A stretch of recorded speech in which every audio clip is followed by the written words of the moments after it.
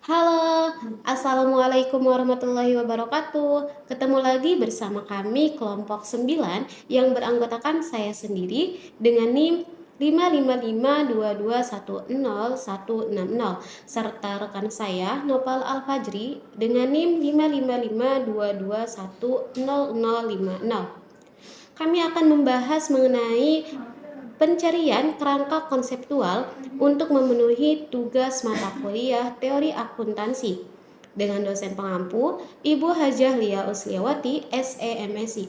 Oke, kita langsung saja ke materinya.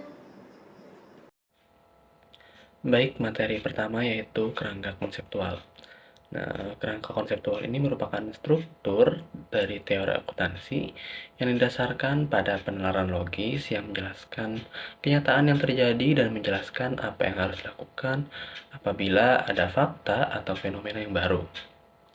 Nah, jadi kerangka konseptual ini merupakan suatu konsep yang dirancang oleh Dewan Standar dalam membuat acuan atau standar akuntansi sebelum membuat standar akuntansi. Nah, kita ini membutuhkan sebuah kerangka dasar berupa kerangka konseptual ini. Nah, selanjutnya ada beberapa pengembang dari teori akuntansi ini. Untuk pengembang awal ada 3 diantaranya, yaitu William Patton, kemudian John Canning, dan D.R. Scott. Menurut Patton, semua perubahan nilai aset dan liabilitas harus tercermin dalam laporan keuangan, dan perubahan tersebut harus diukur berdasarkan nilai kini. Kemudian menurut Canning, kerangka kerja untuk penilaian dan pengukuran aset berdasarkan ekspektasi masa depan serta model untuk mencocokkan pendapatan dan pengeluaran. Kemudian kerangka konseptual Scott mencakup hierarki postulat dan prinsip-prinsip yang digunakan dalam pengembangan aturan dan teknik akuntansi yang terdiri dari postulat orientasi, prinsip keadilan yang pervasif, prinsip-prinsip kejujuran dan kewajaran, dan prinsip penyesuaian dan konsistensi. Selanjutnya, kerangka konseptual FASB atau kerangka konseptual akuntansi secara keseluruhan. Nah, bisa dilihat di segitiga paling atas atau di level pertama, ada tujuan yang tercantum dalam SFAC nomor 8. Kemudian di level kedua, ada fundamental atau dasar-dasar yang terdiri dari elemen-elemen pos keuangan dan kualitatif karakteristik. Nah, sesuai SFAC nomor 6, elemen-elemen pada laporan keuangan itu berupa pendapatan, beban, keuntungan, kerugian, aset, liabilitas, dan ekuitas. Nah, dengan adanya karakteristik kualitatif akan membuat informasi akuntansi itu berguna karena sesuai dengan SFAC nomor 5 dan 8 yang mana terdiri atas relevansi dan penyajian yang jujur. Selanjutnya di level ketiga, ada pedoman penerapan, yaitu dengan konsep pengakuan dan pengukuran, dan pengungkapan, yang mana terdiri dari asumsi-asumsi, prinsip, dan batasan-batasan. Bab 1 dalam SFAC nomor 8 menyatakan bahwa tujuan dari pelaporan keuangan secara umum adalah memberikan informasi keuangan mengenai entitas pelaporan yang berguna bagi investor, pemberi pinjaman, dan kreditur lainnya yang ada pada saat ini dan yang potensial terkait pengambilan keputusan untuk penyediaan sumber daya bagi entitas tersebut. Nah, para pengguna utama dari informasi keuangan adalah investor, kemudian ada pemberi pinjaman, dan juga kreditur lainnya yang ada pada saat ini dan yang potensial, yaitu penyedia modal. Nah, karakteristik kualitatif sendiri dijelaskan di bab 3 dari SFAC nomor 8 dan membedakan di antara informasi yang lebih baik atau lebih berguna dengan informasi yang kurang baik atau kurang berguna. Nah, karakteristik kualitatif ini merupakan karakteristik dasar atau mengikatkan tergantung pada bagaimana karakteristik tersebut mempengaruhi manfaat informasi bagi keputusan. Dua kualitas dasar yang membuat informasi akuntansi berguna bagi pengambilan keputusan adalah relevansi dan penyajian yang jujur. Nah, Adanya karakteristik kualitatif ini memudahkan untuk membedakan antara informasi yang lebih berguna daripada informasi yang kurang berguna untuk tujuan pengambilan keputusan. Nah, karakteristik ini juga bisa disebut pula sebagai hierarki. Untuk lebih jelasnya bisa dilihat di gambar. Di hierarki ini ada para pengguna utama dari informasi akuntansi yang terdiri dari penyedia modal seperti investor, kreditur, dan yang lainnya. Nah, para pengguna ini memiliki kendali pervasif berupa biaya, yang mana biaya ini harus mengikuti kualitas dasar.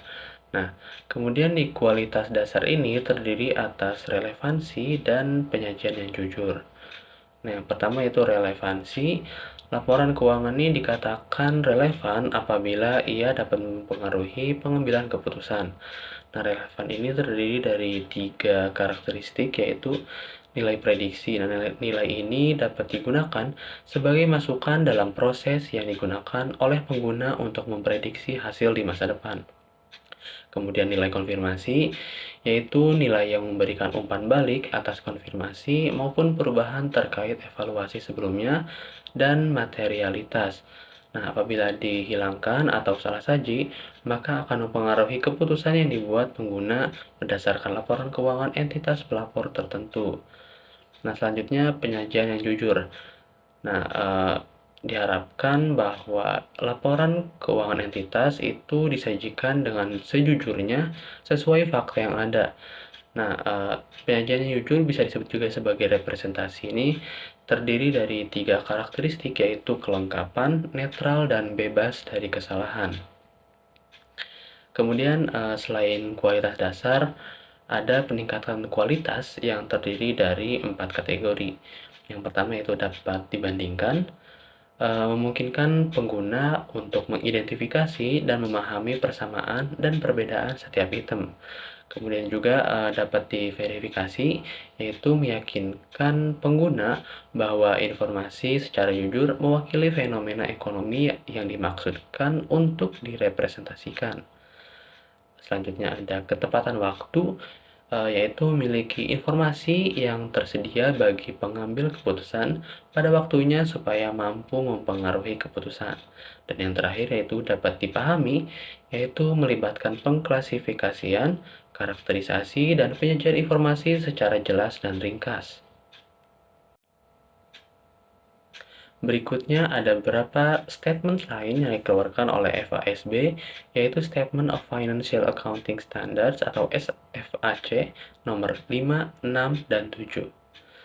Nah, berdasarkan SFAC nomor 5, yaitu pengakuan dan pengukuran dalam laporan keuangan perusahaan, rangkaian laporan keuangan yang lengkap untuk satu periode harus menunjukkan yang pertama yaitu posisi keuangan pada akhir periode, kemudian pendapatan untuk periode tersebut, dan laba komprehensif. Kemudian ada arus kas selama periode tersebut, dan terakhir itu investasi oleh dan distribusi ke pemilik saham selama periode tersebut. Nah, SFAC nomor 5 ini juga mendefinisikan laba komprehensif sebagai ukuran umum dari pengaruh transaksi dan peristiwa lain yang terjadi pada suatu entitas. Nah, pengaruh-pengaruh tersebut termasuk semua perubahan ekuitas yang diakui di dalam suatu entitas yang berasal dari transaksi-transaksi yang terjadi selama satu periode, kecuali yang disebabkan oleh investasi para pemilik dan distribusi kepada para pemilik. Selanjutnya yaitu ada SFAC nomor 6 yang berjudul elemen-elemen laporan keuangan perusahaan. Nah, SFAC nomor 6 ini mendefinisikan 10 elemen dalam laporan keuangan yang terdiri dari aset, liabilitas, ekuitas, investasi oleh pemilik, distribusi kepada pemilik, laba komprehensif, pendapatan, beban, keuntungan, dan kerugian yang digunakan untuk mengukur kinerja dan posisi keuangan suatu entitas ekonomi. Dan terakhir ada SFAC nomor 7, penggunaan informasi arus kas dan nilai sekarang dalam pengukuran akuntansi. Nah, SFAC nomor 7 ini memberikan kerangka untuk menggunakan arus kas masa depan sebagai dasar pengukuran akuntansi pada saat pengakuan aset awal atau pengukuran awal yang baru, dan metode bunga untuk amortisasi. Kemudian berikutnya ada konvergensi internasional. Nah, pada tanggal 18 September 2022, FASB dan IASB mengadakan rapat gabungan yang dilaksanakan di kota Norwalk, Connecticut, Amerika Serikat. Nah, FASB dan IASB ini sama-sama mengakui komitmennya terhadap pengembangan standar akuntansi yang sangat berkualitas dan kompatibel, yang dapat digunakan untuk pelaporan keuangan baik domestik maupun non-domestik. Nah, pada rapat ini dikenal dengan nama Norwalk Agreement. Nah, tujuan dari proyek konvergensi FASB dan IASB adalah menghilangkan perbedaan di antara IFRS dan United States General Accepted Accounting Principle atau bisa disingkat USGAP. Nah, kemudian proyek konvergensi internasional tersebut juga memiliki 3 aspek utama. Yang pertama yaitu proyek penyajian laporan keuangan atau Financial Statement Presentation Project. Yang kedua ada proyek kerangka konseptual atau Conceptual Framework Project, dan yang ketiga yaitu proyek konvergensi atau Convergent Project. Selanjutnya yaitu adalah present value model, merupakan metode yang digunakan untuk menganalisis keuangan nilai saat ini dari arus kas masa depan. Present value model dibagi menjadi dua, yaitu ada present value model under certainty dengan present value model under uncertainty. Yang pertama yaitu present value model under certainty, di mana tingkat diskonto yaitu tetap. Dalam model ini, tingkat diskonto atau discount rate diasumsikan tetap dan pasti. Nah, ini berarti kita yakin bahwa kita akan mendapatkan tingkat pengembalian tertentu pada investasi atau penggunaan uang tersebut. Kemudian hasilnya itu adalah akurat, di mana perhitungan nilai sekarang dalam konteks kepastian memberikan hasil yang pasti dan akurat, karena tidak ada ketidakpastian dalam tingkat diskonto atau hasil masa depan. Nah, contohnya itu seperti apa? Contohnya itu jika teman-teman memiliki obligasi dengan tingkat bunga tetap, teman-teman dapat menggunakan model nilai sekarang dengan kepastian untuk menghitung nilai sekarangnya dengan tingkat diskonto yang diketahui. Kemudian yang kedua itu adalah present value model under certainty, yaitu tingkat diskonto tidak tetap. Nah, dalam situasi ketidakpastian ini, tingkat diskonto mungkin tidak tetap atau sulit diprediksi karena ketidakpastian dalam hasil investasi atau proyeksi masa depan. Kemudian itu hasilnya tidak pasti. Dalam model ini hasil masa depan tidak pasti dan dapat bervariasi. Karena itu, perhitungan nilai sekarang akan memberikan perkiraan nilai sekarang ini yang mengambil ketidakpastian menjadi pertimbangan. Contohnya itu, ketika teman-teman memiliki proyek investasi yang memiliki tingkat pengembalian yang tidak pasti, teman-teman akan menggunakan model nilai sekarang di bawah ketidakpastian. Nah, ini memungkinkan teman-teman untuk mempertimbangkan berbagai skenario yang mungkin dampaknya pada nilai sekarang.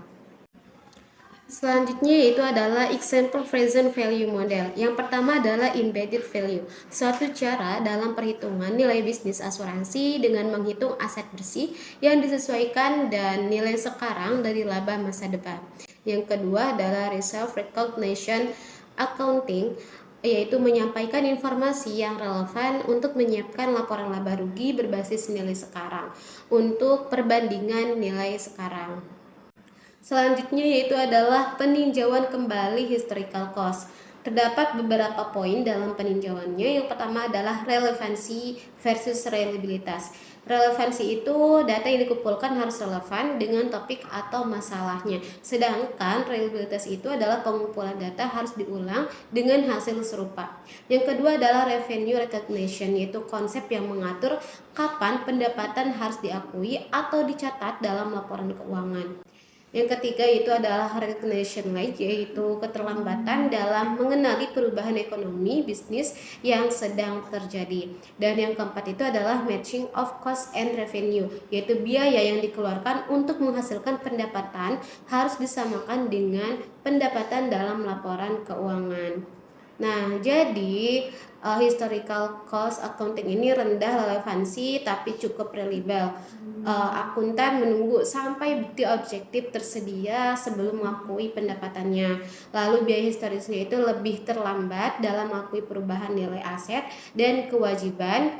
Dan terakhir itu adalah biaya historisnya proses matching cost dan revenue. Dan terakhir itu adalah the non-existence of true net income, yaitu untuk menyusun laporan keuangan berdasarkan current value basis. Perlu menilai seluruh aset dan kewajiban perusahaan dengan net income yang menjelaskan perubahan current value. Namun, laba bersih tidak selalu tersedia karena kurangnya objektivitas probabilitas keadaan. Jika nilai pasar tidak tersedia untuk seluruh aset dan kewajiban perusahaan, sebuah pengukuran pendapatan yang berdasar atas nilai pasar adalah tidak memungkinkan untuk dilakukan. Nah, itulah pemaparan materi dari kelompok kami. Kurang dan lebihnya mohon maaf. Sekian dan terima kasih. Wassalamualaikum warahmatullahi wabarakatuh.